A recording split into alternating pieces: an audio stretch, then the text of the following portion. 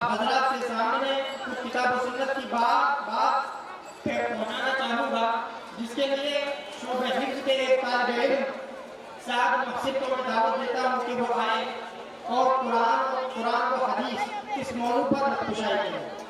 سعد محسن۔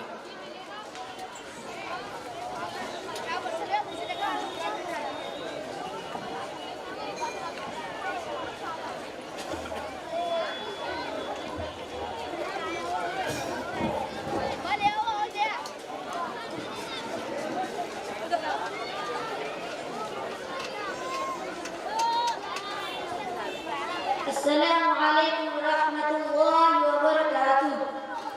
الحمد للہ رب العالمین والصلاة والسلام علی رسولہ الکریم، اما بعد۔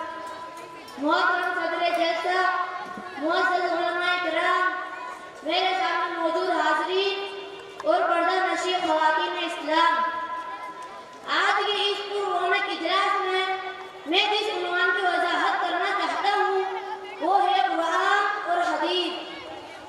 ہمارے رسول اللہ صلی اللہ علیہ وسلم مکہ میں پیدا ہوئے، آپ کا بچپن کا زمانہ گزر گیا، جوانی بھی گزر گئی۔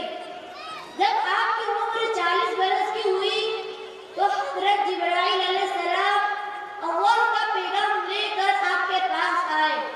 قرآن کی کچھ آیتیں آپ پر نازل کی گئی اور اسی دن سے آپ اللہ کے رسول بنائے گئے اور قرآن کا اترنا شروع ہوا۔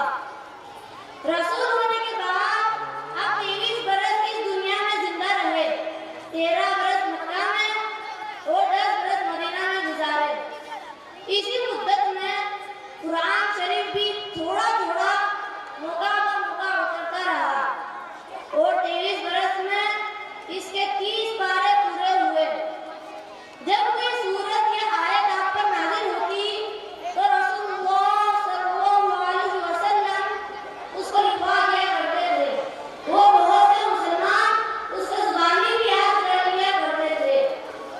قرآن شریف سے پہلے جو کتابیں نازل ہوئی تھی ان میں لوگوں نے رد و بدل اور چینجز کر دیے تھے، اس لیے محمد رسول اللہ صلی اللہ علیہ وسلم کو قرآن کی حفاظت کا بڑا خیال تھا۔ لوگوں کو اس کے الفاظ بھی یاد کرائے اور اس کے معنی اور مطلب کو بھی خوب سمجھایا۔ اس کے ہر حکم پر خود عمل کیا اور اپنے ساتھی کو بھی، جن کو صحابہ کہتے ہیں، اس پر عمل کرایا۔ آپ رسول اللہ صلی اللہ علیہ وسلم قرآن کے حکموں اور آیتوں کا مطلب کو زبانی بھی بتایا کرتے تھے۔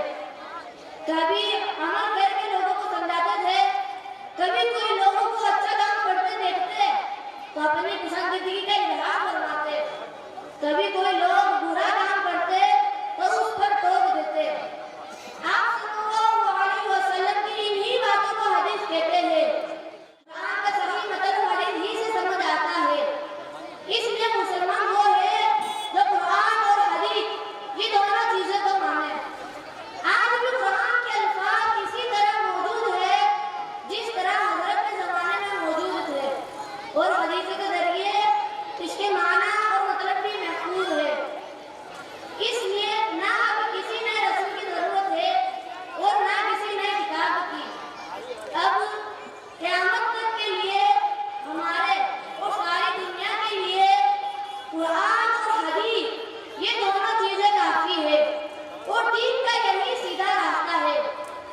اگر تم پوچھو کہ قرآن شریف تو ہمارے پاس موجود ہے مگر حدیث کہاں ہے، تو اس کا جواب یہ ہے کہ اچھے بڑے نیک اور بزرگ عالموں نے، جن کو محدثین کہتے ہیں، بڑی محنت اور تحقیق سے حدیثوں